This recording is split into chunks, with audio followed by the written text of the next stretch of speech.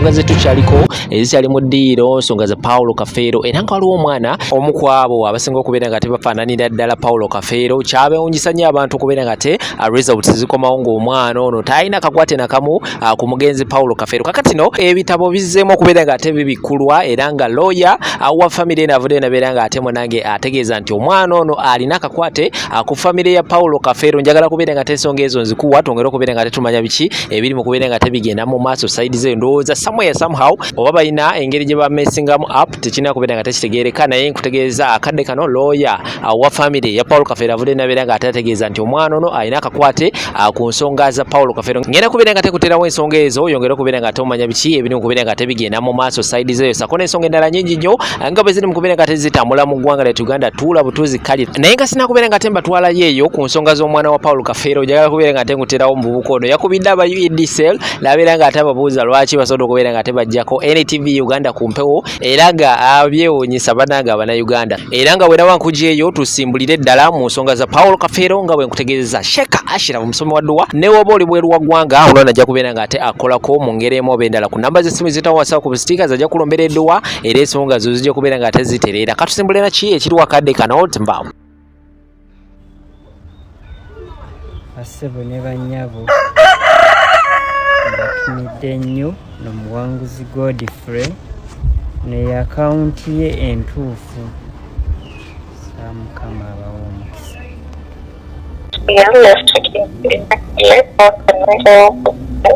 Jibaleka nnyo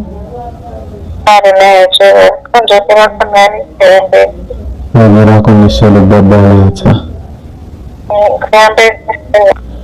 kale Immaculate Gorera n'amanyi nazo naye kyabagisizaako ebitiivi ku mpewo kyekyaki okubidde b'amasannyalaze olina ensonga y'amasannyalaze gy'oyagala tukuyambemu nkugambye lwaki munaggyeeko NTV nedda okubidde ekitongole ky'amasannyalaze UEDCL ate lwaki TV mara giteeka mu masannyalaze gano aba UEDCL n'eraga ekitegeeza mwabaggyeko NTV nimana tewandibadde gwe Immaculate gwebeera mwannyinaze UEDCL tezisanirwako nayo ani yaggyeko NTV gwe njagala okumanya omwana gwe Immaculate nange weebuuza nange bwekyebuuza nange simanyi ensonga eyo kati tukisalidde magezi ky'okuddamu okugifuna okugibonaku ate era simanyi nga naawe bw'otamanyi kati tulinde bulinzi tulabe bwe banaagigizaako abaana ge nabadde nakamala okusasula ab'NTV okunkubira obulange kati bibulesi twakozesa laabu ezisukka mu emu twakozesa MBN laboratories netukozesa ne government laboratories ewandikiye era results bwe zaafuluma ne zimalira ku bana 14 out of 30 kesi yasinga okutusumbua mwalimu omwana ng'afaanana nnyo ki taata omugenzi kati ekyo nentwala katasezi nenjogera n'abasawo nebabuuza ni kino kijja kitya ne baŋŋamba bwe tukebera rekodi zino ono omwana alina oluganda ku mugenzi era emu mukyala okugenda mu maaso n'ebintu bino ono omwana aleka muganda w'omugenzi yamuzaala soka okaddemu kanso nabagamba ono omwana afaanana nnyo muki nga mu keesi ya Kafeero naali waliwo ayemulugunya kijja kitya n'agamba DNA ba 99.9%. Yes.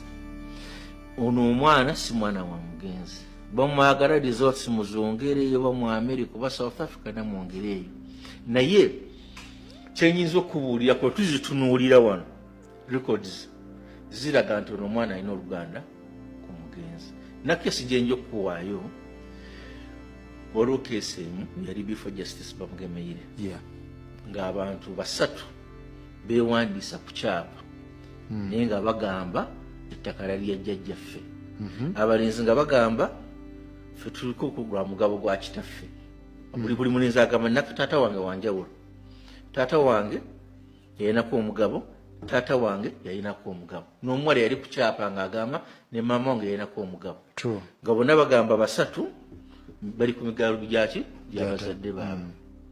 Mu cross examination lawyer n'agezaako kijjayo ddala kireka si baaluganda bali beesinza bwesinza ku ttaka. Justice Bamugemeire n'alagira bagende mu government laboratories bakebere sample. Zote ezibakebera nti baali baaluganda kuba tebaali baaluganda zaali zikebera oba ddala bava mu jjajja omu. Sample results ne zifuba nga zigamba nti tebabeeranko mu lineage emu. Baali bantu nga basisinkanye busisinkanye. Kati ne DNA tekoma kugamba nti ono taata ne maama osobola okugibuuza oba ddala bano abantu bava mu muntu omu bava mu jjajja balina akalandira. Ne kati ffe kwolwo Dr. Kyeyogera yagamba ono omwana gumulaba afaanana nnyo omugenzi ayina akalandira ku family nembuuza kitinisi wa mugenzi nembuuza kitegeeza kinagamba asobola okubeera owa muganda we newe mba mukyagala musubmitting samples otyo wakati DNA ekolebwa voluntarily osobola okugenda gwe n'abaana bo ogamba nkebere nti bano abaana bange ne bagiyita voluntary DNA nga weeyagalidde then wabawo by court order court neragiwawo ey'ennyondo anti bali abaana oluusi bali abasajja be bakaanira omwana oba omusajja agamba nti mukazi ansiba omwana eyo DNA esobola okufuma ng'egamba nti nze Musa sinze nzaala omwana naye sinstaatayo tyalese sample netatubuulya taata omukazi muzaddemu omwana anzijjako obuyambi antutte mu makooti naye nga sinze mumuzaala kati kooti ngega nti kale bagende bakebere lipooti esobola okufuma ngega nti Musa si ye taata w'omwana naye netatubuulya taata kuba taata baterese sample naye ni circumstances nga olina bataata babiri ng'onyoonyaako tulina ne cases twebeza DNA bataata ne basubmitinga babiri nga bakayanira omwana bonna nga tekuli nga bonna si waabwe neffe mu busiraamu tukiina nabbi sallallahu alayhi wa sallam yatugamba Jibril alayhi salatu wasalamu yamulambuza jahannamu omuliro yamugamba musingamu bakyala n'agamba ensonga ziri ssatu esooka tebasiima baami baabwe ebigambo si byange ensonga ey'okubiri batambuza nnyo olugambo abakyala ensonga gyetuuka ya DNA eyokusatu babuzaabuza omusaayi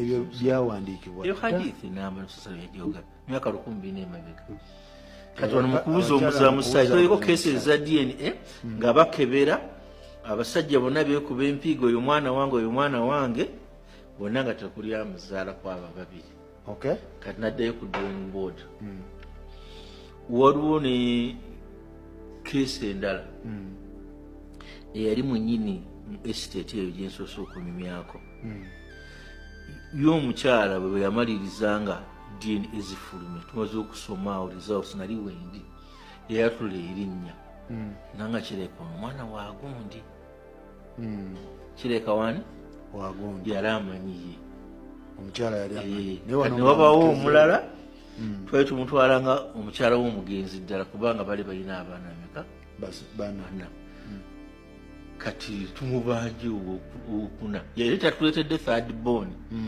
yatuleeta first second ne fourth tumuleetedde owokuna bwe tumumuleetera natugamba owokusatu siwa mumuveeko kati ate waliwo era omulala yegatta kwabo abaana babasobola bafuluma 14 15 najja twabagambye tujja byogerako buli omu n'abiremezaawo wano nze ndi wa bibuuzo ebibuuzo byange biddayo ewa Nende ayogera ng'obudde obuyise Mugerwa Kawalagi Nono Senga njagala kubabuuza lwaki omusaayi ogwammwe muguwalana nnyo ne mwagala nnyo omwebolereze banange mutunnyonnyole. You see, some of us, why do we ask these questions? Because we've been there. We know the drama. We've seen what families do. Kastazibamu abana bagezi. So twagala kumanya lwaki omusaayi oguyitibwa ogwammwe muguwalana nnyo. You don't even have time to celebrate them, to welcome them. Naye muyina obudde obulumirwa omusaayi ogutali gwammwe ennyo mubanoonyeza na kijja. Lwaki musibyewo embeera ku baana ba Kafeero? Kubanga ekyo kye musiba ku baana ba Kafeero. Mulinga abaagala mbano mubasembereze bali basobola batemaatema babatemangu babajjewo. Abo abaana si mmwe bwabazaala. Buli mwana alina maama we. Maama we alina ekika gye baamuzaala bagende babuuze bannyaabwe ne bakojja baabwe gye baabazaala. We have seen women ababadde mu bufumbo nga bazadde abaana mu basajja abalala, and their kids have never claimed ebyobugagga bya family eyo, or have never claimed okubeera bapaati ba family eyo gye bagenda bakadde baabwe gye baabati bazadde baabwe gye baafumbirwa gye baawasa oluvannyuma. Lwaki mmwe basajja mmwe ne mukazi gwe family ya Kafeero mugifuukira ekizibu okutuuka ku eno point? Mulinga abagamba nti mwali mwayagala dda n'omulambo gwa Kafeero gusimulwe guve e Masaba. Ave e Masaba like agwerewo ddala bukunja amusiibule. Because this is what you people are doing. Mulinga abagamba nti kati bakwano ba Kafeero mwabaddala abamanya abaana ba Kafeero nammwe muveeyo mulwanire abaana ba Kafeero muziikulewo wano Kafeero mumutwale mumuziike ewalala n'abaana babeereyo ewalala naffe tusigaze bano betuyita abeeboolereze. Lwaki mubafunira ekijja? Banange sinza omuyeka akibuuza n'abantu abalala bakibuuza. Lwaki mubafunira ekijja? Ng'ekya Nnende ekyajjajja waabwe kitaawe wabanne kitaawe Nnende ono waali nanganga gye baamuziika gye yateeka ne senga wa Kafeero gwe yali azise kutaka Kafeero waali n'amuziikula n'amuteekayo. Lwaki si gye mubatwala? Kuba kati mmwe bakulu b'ekika abaliyo, mmwe bakulu kulw'okuba mulumirirwa nnyo bano abaana mbu omusajja tafukamira ofukamidde. Watusanze tulaba Nnende watusanze tulaba mukwano. Omusajja tafukamira ofukamidde. Tukubulire gy'ofukamirira. Ani agamba omusajja tafukamira? Wabijjawa. Saba ofukamidde mbu abaana bootazaala babafunire ettaka we banaabaziika bagende mu limbo. Baba tebalina gye babaziika. Limbo gavumenti tegobangayo omuntu. Muleme kuleeta ntalo okulwanagana wakati w'abaana abatuufu aba Kafeero n'abaana batali ba Kafeero bataazaala. Senga yagambye abaana mwabawulidde batugobye emirambo. Senga nga tonnayogera ku bigambo bibi baganda baabo Nnende n'oli wawalagika mugerwa bye baalamiriza abaana ba Kafeero abaddala bonge ebigambo bwe bagambye tebyakulumye, wabula olumu ekigambo omwana kiyagambye mbu mujje omulambo kukijja. Something you could understand gwe ng'omuntu omukulu nti abaana bano babadde frustrated, babadde passing through a lot to the point nti yayogedde ekyo. Mubatulugunyiza nnyo. Abamu naffe baali batulugunyizaako n'ebijja ne tubisakamu layini wakati. Yes! Omuntu bw'omunyigiriza ennyo yeekyawa. Kati gwe tolumwa bigambo baganda bo bye bafubutuse nga bavuma abaana b'omuntu gw'ogamba nti ddala muganda wo. Nga ddala ogamba Kafeero wali omwagala era olumulumirirwa era ekikuganya okutuula ekikuzunza kanemu kanabbiri kanasatu katuuza mwanyi oyagala kufunira Kafeero bwenkanya. Oli ku musaayi gwe omutuufu ososola ovuma bavuma tonyega but omwana bwe yayogedde ekigambo ekimu bwe kiti nti bajjewo omulambo bagujje ku bijja byaffe kuba bategedde si wabazaala, gwe kikulumye nnyo okusinga bo bakibaganda bo abasajja babiri bootembeeta nabo eno kwaya y'abaana bamwe mumanyi gye mwagijja bwe mutembeeta nabo ebigambo bye bayisa abaana ba muganda bo Kafeero. Senga golooza muguno mulembe gukyali guli ogedda gwe mwaserwazanga. Abo abaana bamaama baabwe gye bali. Temusiba baana wo batabazaala. Muleka abaana bagende babalage gye babazaala. Kati mmwe kizibu mmwe mulemesa abaana okugenda gye bazaalibwa. Gw'ogamba mbu obagulire ettaka mbu era simayanga ekijja golooza bonna bagenda kukkiriziganya kyekimu mbu tebali litunda. era lugenda ku kyolunaku olwo kufubutukeko omu oba babiri balitemeteme kubanga tebeerinaako luganda buli omu agenda kuba talina kyalumirirwa ku munne era balitunde bakomewo mu nkaayana. Naawe nno oyagala kufaanagana bano aba 50% bwe tumala ozikuŋŋaanya. Yes, obafaananidde ddala. Naye bannange ebintu bya Kafeero bisesa. Seba eriyo abakutwala 50% nga bamaze ozikuŋŋaanya. Yo senga n'ebiganda bye bibiri ebirenze. Senga gye wafumbirwa wazaala dda ku baana bo. Bwe wanga Bakafeero muganda wo babudde dda ku baana bo. Nebiri biganda bye birenze ebiri we mutembeeta ne bidde ku baana baabwe. Bannange mututami. Tubakoye. Abaana mubaleke temubasibira mukisa gwa kudda waabwe. Maybe this is the right time. Maybe this is the time. Maybe this is the chance. Nga maama yeekubye mu mutima n'alowoozaamu n'ajjukiza naga Kafeero bw'omujjako ani yali waawo omulala. Abaana bafune ensibuko. Tulabye abantu bangi be baziika mulimbu. Abagagga balina ne ssente tebabeerayo. Kuliko yali akomyewo nti bamuziise waabwe. Kafeero mwamuziika ku kijja kyammwe teyeebakayo. Ye lwaki mmwe mugaana okubajjako DNA etulawe oba mulina oluganda lwonna ku baana abaana kubanga mutugamba muli baganda ba Kafeero. You must be people be related. At least there must be a percentage mu DNA n'agamba nti 50% bano ba Luganda ne Kafeero. Kati mmwe tutandikire ku mmwe tulabe bana mmwe mulinawo oluganda n'abaana. Yes. Abasajja abedda abaganda baasoobanga naye bakangu ku bakazi b'abaganda baabwe. Nammwe muleke tubakebereko bannange. Osanga tunaafuna obuweerero. But if you're not ready to do that, muleka abaana bakazi babazze gye baabazaala. Golowooza mbu mubagulidde ettaka oba wadde ensibuko erituddawe banaagenda ne beewasanganamu n'abaana gye baganda baabwe abaddala. Olwo oli bo bayambye. Naye bantu mmwe Kafeero kye yafa abakoze kyali kikulu. Bantu mmwe empalana n'obukyayi bwe mulina Kafeero. Bannange mubwolesezza. Temulaba nti luli mwali mwabikako mbu temwamuziika. Naye ate ku luno mubwolesezza ne mukomayo. Era nze bakwano ba Kafeero abaddala mbabuulira saagala kumentioninga manyo naye next time tujja ba mentioninga. Yessawa mulabe mu protecting abaana ba Kafeero abalala bwe mubanga ddala mwali bakwano ba Kafeero. Basajja mmwe ne bakazi mmwe mubadde mumanya abaana ba Kafeero abatuufu. Naye nga temwagala kwogera muwoza family tetwagala giyuzaamu. Mwalabula abantu bano tibannange temuziikula Kafeero mugenda funa results zezimu tebaawuliriza.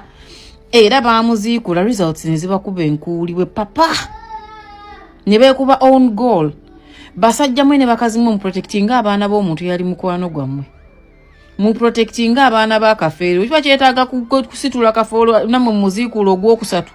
Mumuteeke wanaabeerera safe n'abaana be ekyo kye muba mukola. Otherwise bana abaana bannanganga taata waabwe kyataamaliriza bo kye baagala okumaliriza kusaanyaawo omusaayi gwa Kafeero ate nga kye baliko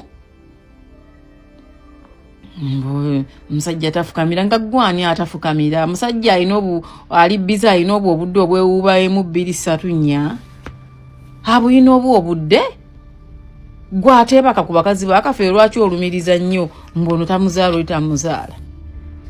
Oli atudde ku TV nti government kale njebaza byetukoledde nti abaana obakkiriza nti ye mbakkiriza mbw ate ne bano mubatuddiremu mutunoonyezeomu oli musiru baba banoonyezaamu lwaki gwe rondamu gw'osiimye omu adopting omutwale. Ekyo kiggwe kubanga nawe mugaba buli baganda ba Kafeero. Naye ekyo mukyebalama temwagala kikoonako naye mutufuukidde akayinja mu ngato. Nende ne mugerwa ne senga muddeyo mulime. Mulime nanjaga poliisi bakwate basibe. Mugende mulime. Muve ku Kafeero n'obwana bw'obwo bwe yaleka. Oba babi, oba bampisa mbi, beebo. Bannange. Abafu baalikomyewo okwo ne balaba ebyetere. Kyei. Muziremeze mu mawulire tujja kubaanukula buli kye mukola tujja kirondamu ekigambo tubaanukule. abalungi abatuwuliriza era abatulaba olunaku olwaleero tukyaddeko ewa Sheikh Ashraf Dembe. Sebo nsanyusa okubalaba. Amannya agange nze Sheikh Ashraf Dembe akola ku bizibu by'enjawulo. Omuntu singa aba alina ebirwadde musomereddwa tumuwa amazzi ga lukuya nga bw'obadde ogalaba tugenda abantu ku kyoto ne twokya emizimu emibi egibabaamu n'okulomba edduwa. Abantu singa abeera ng'ali wano atuuse sobola okumulombera edduwa ne waba atatuuse nga mpadde amannya ge naye ng'ali wala. Neetaase enamba yange yeeno eri 07 01 76 37 11. Nammwe bannyinaffe abali ebweru oyagala okuba nti oyagala okulombera ku dduwa ng'olina ebizibu viza zibuze amaka gakolongotana sente zikola zimpita mu ngalo ojja kumpeereza ekifaananyi kyo n'amannya go ebyo byokka bijja kummala nja kukulombera edduwa ojja kutereera. Olunaku olusembayo mu mwezi mba n'edduwa eyawamu ffenna n'abalwadde bange abakadde n'abapya. Salaamu alaikum warahmatullahi wabarakatuh.